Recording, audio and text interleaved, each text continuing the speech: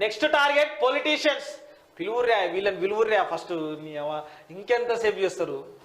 మీ మీదనే ఉంటా బురద. మీకు చెప్పిన వాళ్ళని కూడా గుంజాలి. పో ఆయన ఫోన్ ట్యాప్ చేయిపో, వాడు ఎవరితో మాట్లాడుతుండు, దేనితో మాట్లాడుతుండు, వాడు ఎన్ని కోట్లు ఏం మాట్లాడుతుండు, ఎక్కడెక్కడికి పోతున్నాయి పైసలు అని చెప్పిన వాళ్ళే కూడా చేయాలి మీరు. పిలువురి జర వీరువురి సాబ్ శ్రీనివాస్ రెడ్డి సారు కొంచెం తొందర తీరి. Next target politicians. 6 key role నేతలపై ఊహాగానాలు. ఎవరో 6 ఎవరు ఉండొచ్చు? ఆ 6 ఎవరుండొచ్చు? 6 నేతలపై చూసుకోనిడా కీ రోల్ ఉన్నదంట. నేతలపై ఊహాగానాలు. నిందితుల స్టేట్మెంట్ల ఆధారంగా నోటీసులు. విచారణకు సిద్ధమవుతున్న దర్యాప్తు బృందం. ట్యాపింగ్ కేసు ఇన్వెస్టిగేషన్లో అనూహ్య పరిణామం. ఎంతటి వారినైనా వదలొద్దంటూ సర్కార్ ఆదేశం. సమయం వచ్చినప్పుడు అన్నీ వివరిస్తాం.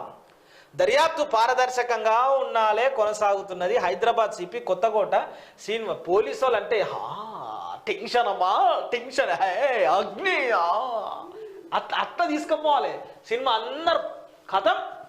సాయి కుమార్ది ఏం మామూలుగా సినిమా అట్టుండాలి. పోలీసు అంటే కనిపించే 3 సింహాలు నీతికి, న్యాయానికి, ధర్మానికి ప్రతిరూపాలైతే కనబడని 4వ సింహమే పోలీస్. కానీ ఈ పోలీస్ వ్యవస్థలో మాత్రం ఎవడో చెప్పింది విని వీళ్ళందరూ కూడా ఫోన్ ట్యాపింగ్లో ఇరుక్కోవడం మాత్రం చాలా అవమానకరం. పోలీసుల మీద ఉన్నటువంటి నమ్మకాన్ని ఫ్రెండ్లీ పోలీసింగ్ ద్వారా తీసుకొస్తున్నారు. పోలీసులు మంచిగా సేవ చేస్తున్నారని తెచ్చినటువంటి క్రమంలో తెచ్చిందంతా ఒక దగ్గర ఒదిగిరు. ఐపీడీఆర్తో కీలక డేటానంతా రీట్రీవ్ అంట. దర్యాప్తుకు ముందు డివైస్ ఫార్మాట్ చేసిన నిందితులు. ఆ ఇన్ఫర్మేషన్ వెనక్కి తీసుకొచ్చేందుకు పోలీసుల ప్రయత్నం.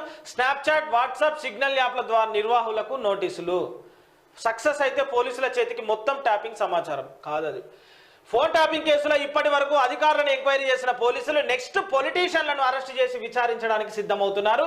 ఈ కేసులో ఇప్పటికే అరెస్ట్ అయిన రాధాకిషన్ రావు, ప్రణీత్ రావు, భుజంగరావు, తిరుపతన్న పోలీసులు కస్టడీలోకి తీసుకొని విచారించారు. వారి నుంచి స్టేట్మెంట్లను కూడా రికార్డు చేశారు. ప్రస్తుతం వీరంతా జ్యుడిషియల్ రిమాండ్లో భాగంగా జైల్లో ఉన్నారు. వీరిని ప్రశ్నించిన క్రమంలోనే పలువురు కీలక నేతల పేర్లు వెలుగులోకి వచ్చినట్టు దర్యాప్తు చేస్తున్నట్లు పోలీసు వర్గాల సమాచారం. స్టేట్మెంట్లో వారు చెప్పిన అంశాలకు బలం చేకూర్చే కొన్ని వివరాలను ఇప్పటికే పోలీసుల దగ్గర ఉన్నట్టు తెలుస్తుంది. లక్కీ 6 ఫోన్ ట్యాపింగ్ వ్యవహారంతో సంబంధం ఉన్న రాజకీయ నేతలకు త్వరలోనే నోటీసులు జారీ చేసేలా ఇన్వెస్టిగేషన్ టీం రెడీ అవుతున్నది. ఆ లీడర్లు ఎవరనేది అటు రాజకీయ వర్గాలతో పాటు ఇటు ప్రజల్లోనూ హాట్ టాపిక్ గా మారింది. ఈ నేతలను కొద్దిమంది పోలీసులు లక్కీ 6 అని పిలుచుకుంటున్నారు. గతంలో కీ రోల్ పోషించిన 2 మాజీ మంత్రులు, పార్టీ అగ్రనేతలకు సన్నిహితంగా ఉన్న ఎమ్మెల్సీ టాప్ 5లో ఉన్న మరో నేతతో పాటు మాజీ ఐఏఎస్ కూడా పోలీసులు పేర్కొంటున్నారు. మాజీ లక్కీ 6 జాబితాలో ఉన్నట్టు సమాచారం. ట్యాపింగ్ వ్యవహారంలో వెలుగులోకి వచ్చినటువంటి అంశాలు ఇవన్నీ. ఎవరు ఈ 6? ఈ 6 ఎవరు, ఏం చేసిర్రు, ఎంతమందిని ముంచిర్రు, ఏడేడికెళ్ళి పైసలు తెచ్చుకుర్రు, ఎన్ని కూడబెట్టిర్రు? నిజంగా కాంగ్రెస్ పార్టీ కనుక వీళ్ళందరినీ బయటికి తెస్తే కనుక ముందు వీళ్ళు ఎవరెవరి దగ్గర అయితే ఎవరి డబ్బులు తీసుకురో అవన్నీ కూడా వాళ్ళకి ఇచ్చేయాలి.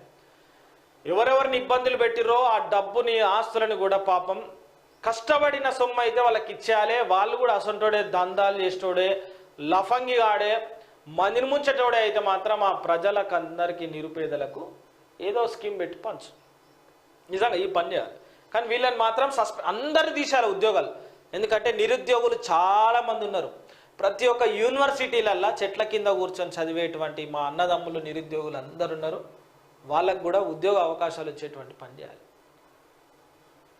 గత ప్రభుత్వాన్ని ఓడగొట్టిన దాంట్లో కీ రోల్ పోషించిందే నిరుద్యోగులు.